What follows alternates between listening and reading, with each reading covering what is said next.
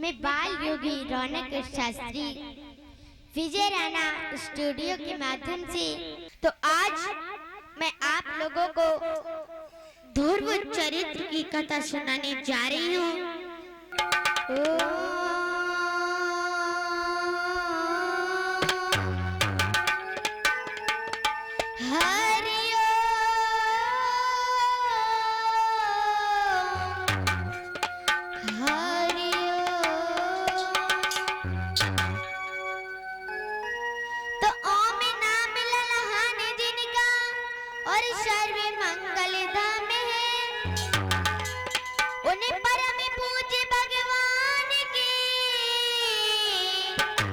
चरणों में मेरा प्रणाम है। बोलिए वत्सल भगवान की।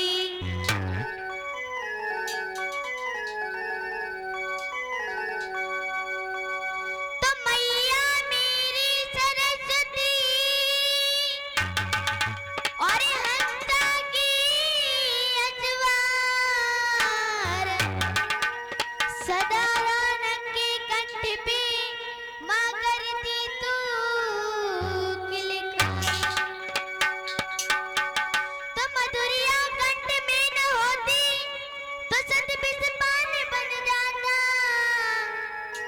चेतना हृदय में न होती तो व्यक्ति पाषाण बन जाता। वासना प्रेम में न होती तो प्रेम वरदान बन जाता। याचना भक्त में न होती तो भक्त भगवान बन जाता। मोह इस दुनिया में न होता तो जग शमशान बन जाता। ये पाप पापी न होता तो जग स्वर्ग धाम बन जाता। तो हमारा काम है भगवान तुम्हारा नाम लेने का और तुम्हारा काम है प्रभु जी गिरते को थाम लेने का। तो कर्म कर दे मेरे गाना बदरिया गम की छाई है। मेरी भी बना दो सबरिया तूने लाखों की बिगड़ी बनाई है। बोली राधे रानी की। तो आइए भगवान के दरबार में मीठी मीठी तालियों के साथ में भगवान का एक प्यारा सा भजन बोलेंगे। सभी लोग भगवान के दरबार में मीठी मीठी तालियों के साथ बोलेंगे।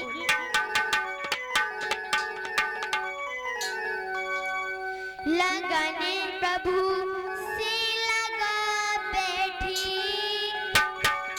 लगाने प्रभु से लगा बैठी जो होगा देख जाएगा।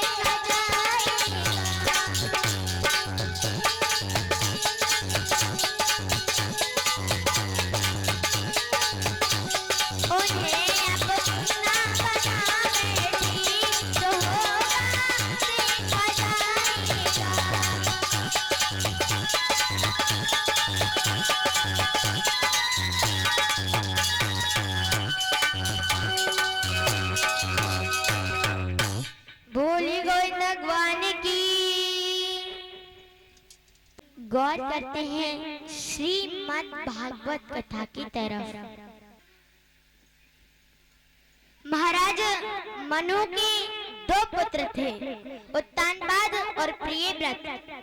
प्रियव्रत तो तपस्या करने के लिए चले गए, तो उत्तानपाद के लिए मनु ने अपना सारा राजपाट सौंप दिया। महाराज उत्तानपाद की एक रानी भी थी जिनका नाम था सुनीत। सुमानी अच्छी और नीतिमानी विचारों वाली, बहुत ही अच्छे विचारों वाली थी, बहुत ही अच्छे स्वभाव वाली थी। लेकिन राजा और रानी बहुत ही दुखी रहते थे। क्यों? क्योंकि इनके घर में कोई भी संतान नहीं थी, तो दुखी होकर के अपने आंगन में जीने लगे। तो एक कवि कल्पना करता है क्या कि गरीब कहे धनवान सुखी, कि गरीब कहे धनवान सुखी, धनवान कहे सुख राजा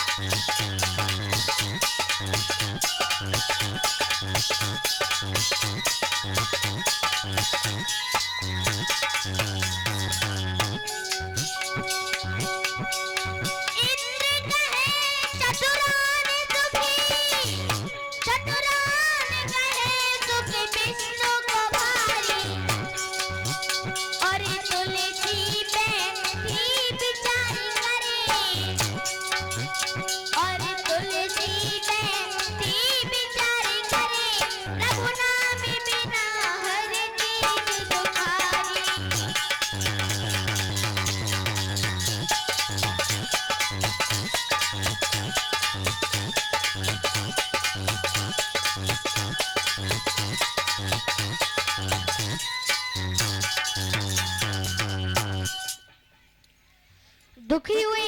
बोले क्यों? क्योंकि इनके घर में कोई संतान नहीं थी, तो दुखी होकर के अपने आंगन में जीने लगे। और देखिए मेरे भागवत प्रेमियों, हर चीज अपनी जगह पर वजूद रखती है। तुम सब्जी चाहे कितनी भी अच्छी बनाओ, उसमें चाहे कितना भी घी डालो, जब तक उसमें नमक नहीं डालोगे तब तक कोई स्वाद नहीं बनता। क्यों? क्योंकि जैसे नैन बिना देही है सुनी, और किला कहा जिप को पे न खाई, बालू को महल रुके कब होना, और बिना परहेज की कहा दवाई, वो घर कबू न पनप सके, जमे बालक चोर चकोर लुगाई, और बेहनीच महापापी, जो झूठी बात पे देत गवाही। दुखी हुई। क्यों? क्योंकि इनके घर में कोई संतान नहीं थी। तो एक दिन दुखी होकर के रानी महाराज से बोली क्या? भर गाँव किन में नीर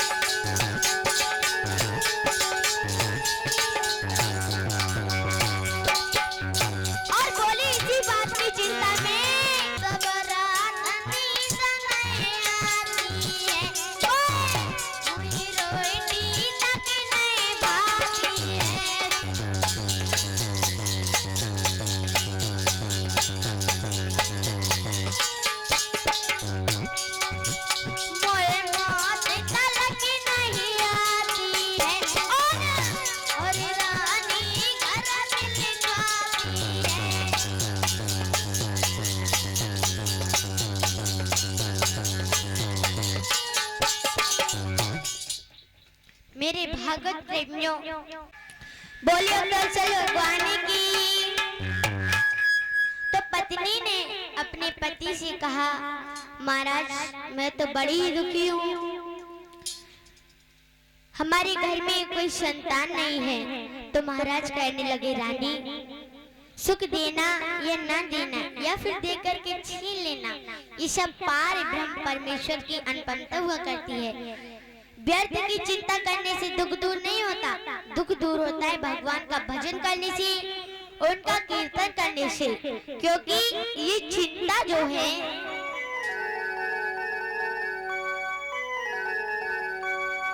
बोले, ये चिंता बड़ी चिंता से है, जो को निर्जीव बनाती है, मुर्दे को चिता जलाती है, चिंता जीवित को खाती है।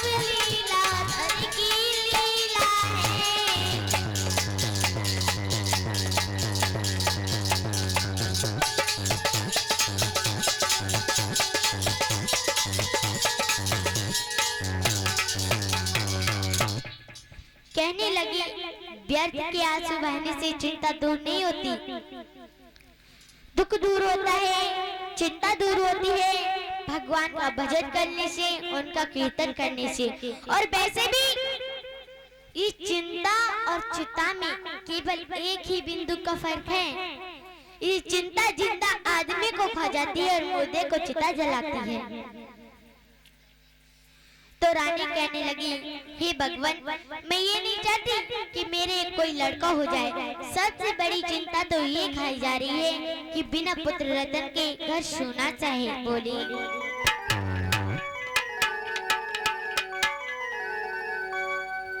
अरे चाहे लाख भरो होए घर में मोती,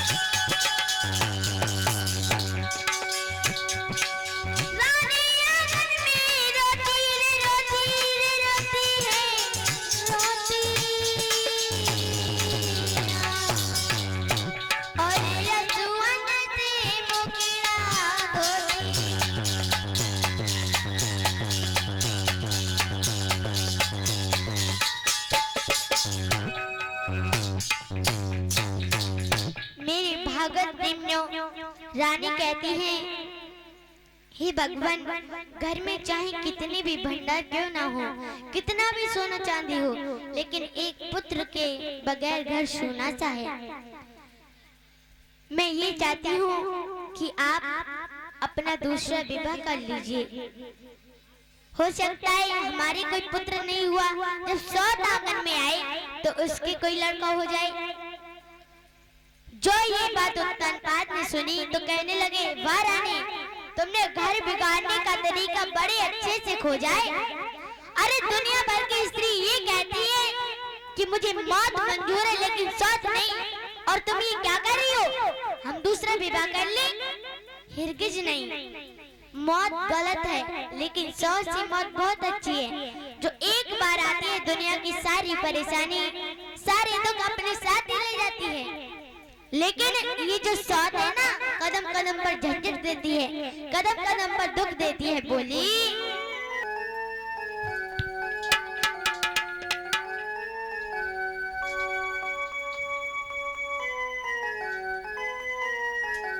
बोली है मौत बुरी लेकिन अच्छी, और जो एक ही बार तो आती है।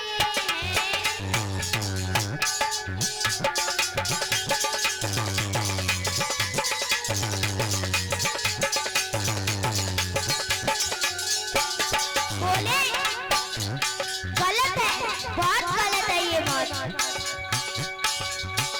है मौत बुरी लेकिन अच्छी, जो एक बार तो आती है। परेशानी मौत से बहुत बुरी,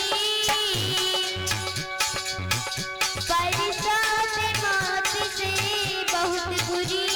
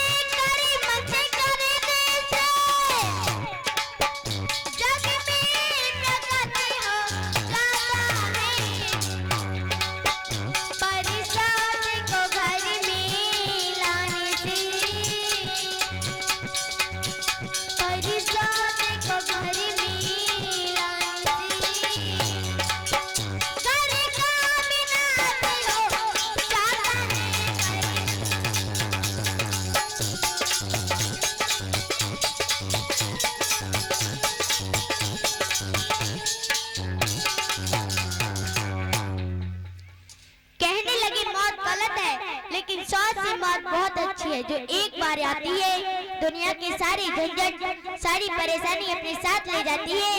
लेकिन ये जो सौत है ना, ये कदम कदम पर दुख देती है, कदम कदम पर झंझट देती है। इसीलिए रानी हम दूसरा विवाह नहीं करेंगे। तो रानी नहीं मानी, नहीं महाराज आप दूसरा विवाह कर ही लीजिए। महाराज ने उन्हें बहुत समझाया है, बहुत समझाया है, लेकिन रानी नहीं मानी।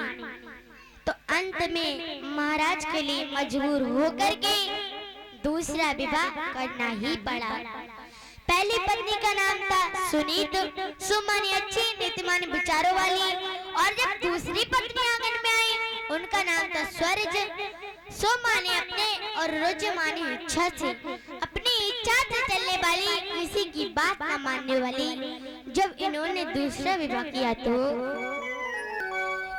विवाह करे लौट के आए, तो विवाह करे लौट के आए, खुशी सबने मनाई है। विवाह करे